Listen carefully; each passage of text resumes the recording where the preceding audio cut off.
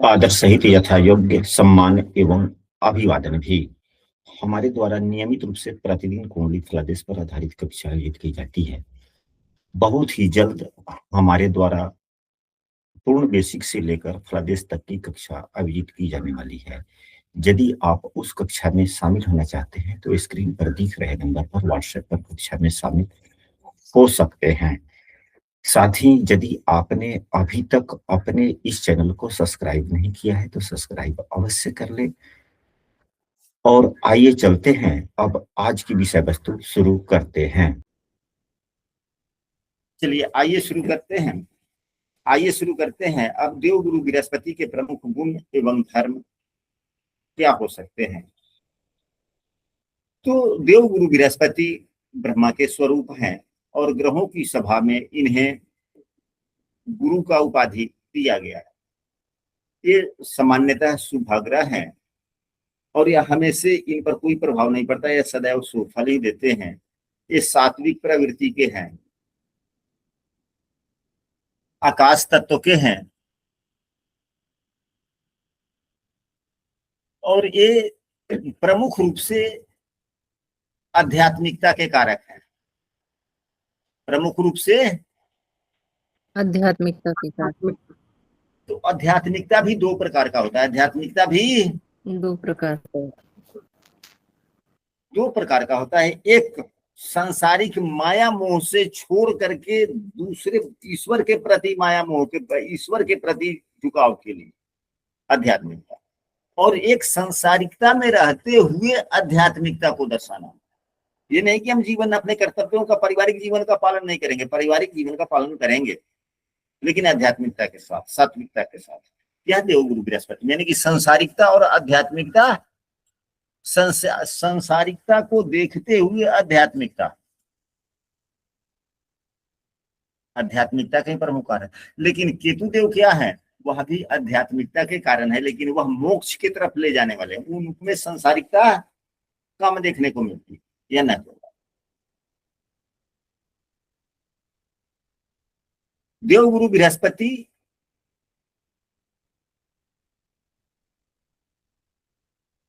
का रंग पीला होता है। यदि देवगुरु बृहस्पति लग्नेश हो या लग्न में मजबूत स्थिति में बैठे हुए हो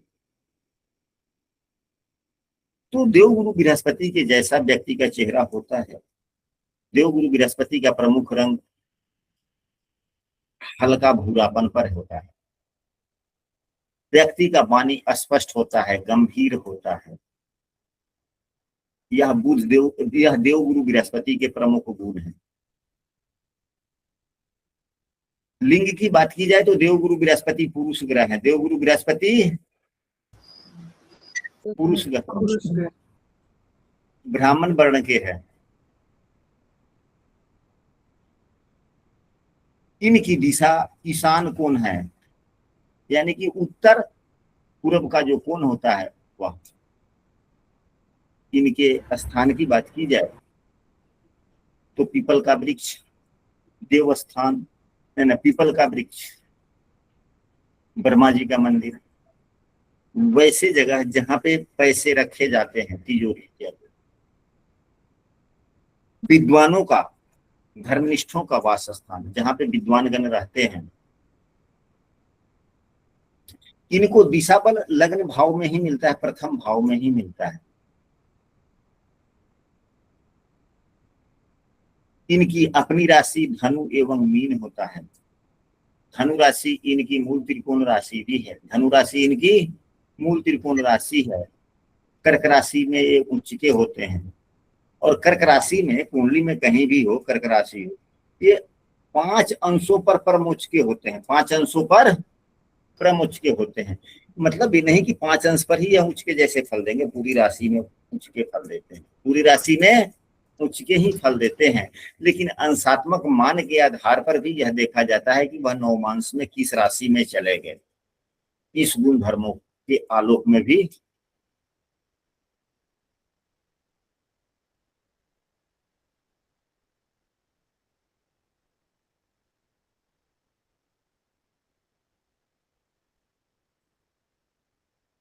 धनु राशि इनकी जो मूल त्रिकोण राशि है 10 अंशों तक ये मूल त्रिकोण राशि इनकी धनु राशि में होती है। शेष जो धनु राशि में 10 अंशों से अधिक 20 अंशों तक इनकी स्वराशि ही मानी जाती है।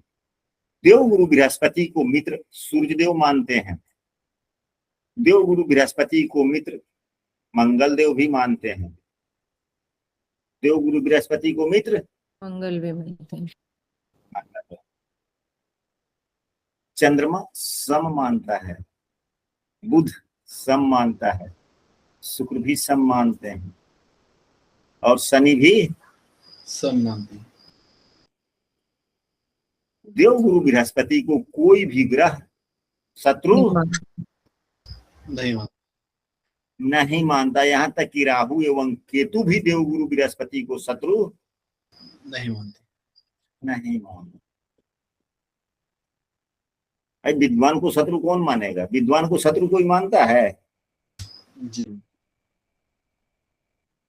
विद्वता एक ऐसी चीज है कि जब आप विद्वता की सीमा के नजदीक पहुंचते हैं, अधिक विद्वान जब जो ही जितना अधिक विद्वान है उतना ही आपके शत्रु कम होते चले जाएंगे। भले कोई मदद आपको करे ना करे, लेकिन शत्रुता तो लोग छोड़ ही देते।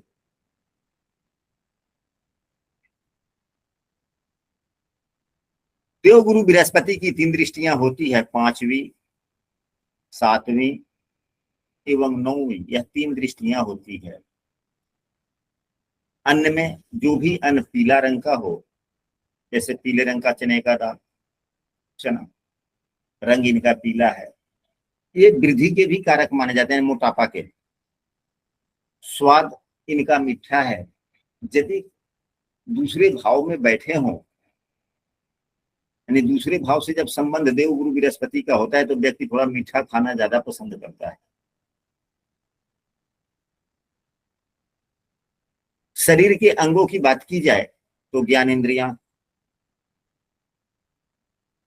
शरीर का मोटापा, अंगों का बड़ा होना, ये जीव तत्व के ग्रह हैं। और कफ प्रकृति के हैं। प्रकृति इनका क्या है? कफ। और आयु इनकी युवावस्था की है। आयु युवावस्था। इनकी जो महादशा है यह 16 वर्षों की होती है। कितने वर्षों की होती है? 16 वर्षों की होती है। और इनकी जो नक्षत्र है पुनर्वसु विशाखा पूर्वा भाद्रपद। इनकी नक्षत्र कौन है? पुनर्वसु विशाखा पूर्वा भाद्रपद। पुनर्वसु विशाखा और पूर्वा भाद्रपद, इनके 3 नक्षत्र हैं। सभी ग्रहों के 3-3 नक्षत्र हैं। ये नहीं कि यहाँ देवगुरु बृहस्पति के 3 है, किसी के 4 है, किसी के 2 है, किसी के 1 है, सो वाली बात है।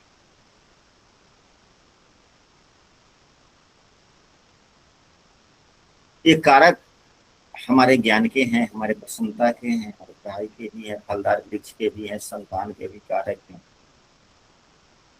जब यह कुंडली की अच्छी स्थिति में, बलवान स्थिति में होते हैं, शुभ स्थिति में होते हैं, तो हमें धन संपदा, क्योंकि देवगुरु बृहस्पति कुंडली के 5 भाव के कारक हैं। दूसरे भाव, 5वें भाव, 9वें भाव, 10वें भाव एवं 11वें भाव। और सभी भावों से, 9वें भाव से भी धन का विचार किया जाता है। भाग्य में धन होगा तब तो मिलेगा, 10वें भाव काम करेंगे तब तो धन होगा, 11वां भाव तो आय का है ही, दूसरा भाव बचत का है ही, तीसरा भाव, 5वां जब बुद्धि होगा तभी धन कमाएंगे। यानी कि धन के लिए जो आवश्यक जितने भाव हैं सभी भावों के कारक हो जाते। तो देवगुरु बृहस्पति धन संपदा के देते हैं हमें। जब धन संपदा मिलती है तो समृद्धि भी होती है, सफलता भी होती है। देवगुरु बृहस्पति का जो व्यक्तित्व है, यानी कि संसारिकता, आध्यात्मिकता की तरफ, सात्विकता के साथ, तो हमें यह अच्छे आदर्श, अच्छे व्यवहार के तरफ, अच्छा मान सम्मान, अच्छा ख्याति, यह देने का काम करते हैं। बड़ों एवं आदरणीय गुरुजनों के प्रति हमारा मन सम्मान के प्रति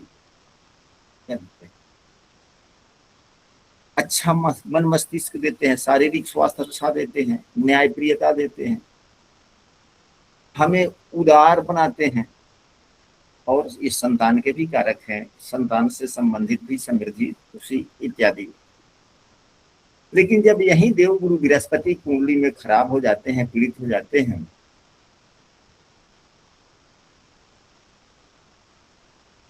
यानी कि इन ये जैसा कि फल दीपिका पुस्तक में हम लोग पढ़ेंगे, वहां पर लिखा गया है कि देवगुरु बृहस्पति यदि मकर राशि में भी, अपने नीच राशि में भी जब होते हैं, तो यह बुरे फल नहीं देते, यह शून्य फल देते हैं। यानी कि शुभ फल भी नहीं देंगे, अशुभ फल भी नहीं देंगे, ये सदैव शुभ फल देने वाले हैं।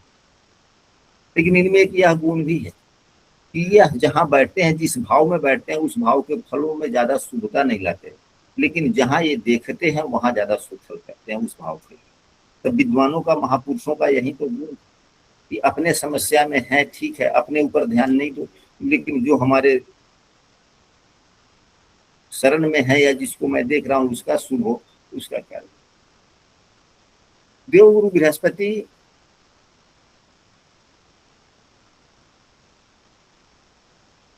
जब कुंडली में खराब होते हैं, यानी कि पीड़ित होते हैं, छठे आठवें 12वें भाव का स्वामी भी हो जाए या कारक ग्रह हो जाए या अशुभ भाव के स्वामी हो जाए, तो यह हमें बुरे फल भी देते हैं। हमें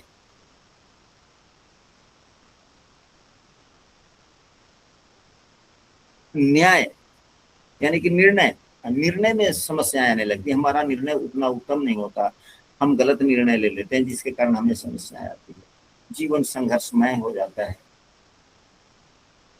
हम प्रत्येक कार्य में अत्यधिकता, यानी कि कहा जाता है ना कि अति सर्वत्र बरजय, तो वह होने लगता है। हम इतने अधिक उदार हो जाते हैं, जिसके कारण हमारे पास में समस्याएं आने लगती है।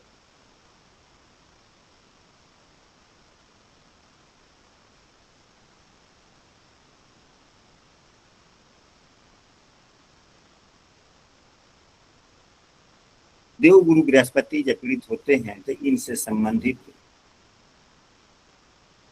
बीमारी, सबसे पहले तो गैस से संबंधित बीमारी देते हैं, गैस से संबंधित बीमारी देते हैं।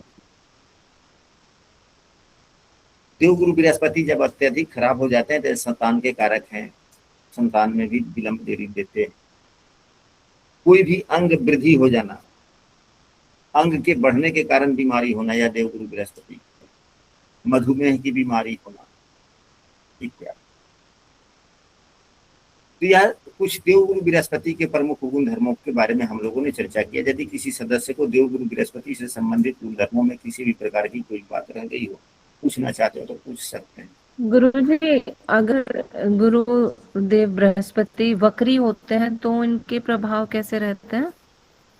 गुण तो वही रहता है, तो वक्री में उसी गुण में अगर, हाँ हमारी बात को सुन, ठीक है, आपका प्रश्न उचित ही है। बकरी ग्रह बलवान हो जाते हैं, बकरी ग्रह बलवान रहते हैं। बकरी ग्रह बलवान हो जाते हैं।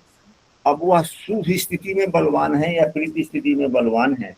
अगर शुभ स्थिति में बलवान है तो अधिक शुभ फल देंगे, अच्छा पीड़ित स्थिति में, खराब स्थिति में बलवान है तो ज्यादा खराब फल दे देंगे। जी। दूसरा, देवगुरु बृहस्पति यदि बकरी भी होते हैं तो सामान्यतः या शुभ ग्रह हैं तो शुभ फल ज्यादा देते हैं। लेकिन यदि कुंडली में अशुभ फलदाता होकर के बने बैठे, अकारक है, अशुभ फल देने वाले हैं, और बकरी है तो ज्यादा अशुभ फल देंगे, ज्यादा अशुभ फल देंगे। अशुभ फल देंगे। ये नहीं कि ज्यादा शुभ हो गए, नहीं, शुभता अशुभता अलग बात है, बकरी होना मार्गी होना अलग बात है। बकरी ग्रह बलवान हो जाते हैं तो यदि वह शुभ फल देने वाले हैं तो अधिक शुभ फल देंगे, यदि पाप फल देने वाले हैं तो अधिक पाप फल देंगे। अधिक पाप। तो फिर अंशों का भी उसमें मान रहता है गुरुजी, कि वो कितने अंश के होके बैठे हैं वहां पे, बकरी होके बैठे हैं भले ही। हाँ जी। अब बकरी ग्रहों का हम लोग गुणधर्म कैसे देखें, आप समूह में लिख दीजिएगा। पूर्व में हम लोगों ने बकरी ग्रहों का पर आधारित कक्षा की थी, हम पुनः समूह में शेयर कर देंगे, या इस वीडियो के डिस्क्रिप्शन में भी हम बकरी ग्रह का फलादेश में उपयोग कैसे करें उसका वीडियो का लिंक इस भेज वीडियो के डिस्क्रिप्शन में दे देंगे, वहां से आप पढ़ लीजिए देख। जी।